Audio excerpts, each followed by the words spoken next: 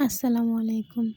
কথায় আছে না, সস্তায় দুরবস্থা, তাই সেটাই আমার সঙ্গে হয়েছে। ভেবেছিলাম পেঁয়াজের দাম বেশি, ঠিক আছে তাহলে একটু দাগওয়ালা পেঁয়াজগুলো নিই, সেগুলো নিয়ে অনেক রান্না করতে পারবো। সে কি, সেই পেঁয়াজ ভাবলাম ভালোই হবে, কারণ ফ্রেশ পেঁয়াজ তো দাম বেশি যাচ্ছে 120 টাকা। সেজন্য এগুলো 60 টাকা করে।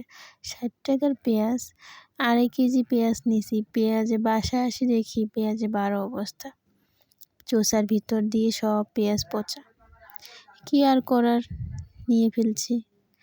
নষ্ট না করে সেই পেঁয়াজগুলো সব পরিষ্কার করলাম। এভাবে পরিষ্কার করে উপরের চামড়া ছুলে ফেললাম। ভিতরে দেখি পেঁয়াজ ভালোই আছে, কিন্তু উপরে দেখতে মনে হয় একেবারে পচে গেছে। তারপরে কি আর, পরিষ্কার করার পর যেগুলো একটু ভালো সেগুলো আলাদা রাখলাম, যেগুলো একবারে উপরটা নষ্ট হয়ে গেছে সেগুলো পরিষ্কার করে আলাদা রাখলাম। এখন এই পেঁয়াজগুলো যেগুলো বেশি ছুলে ফেলছি সেগুলো ধুয়ে সুন্দর করে ব্লেন্ডার করলে ব্যাস খাওয়ার উপযুক্ত হয়ে গেল। এতগুলো পেঁয়াজ পরিষ্কার করে,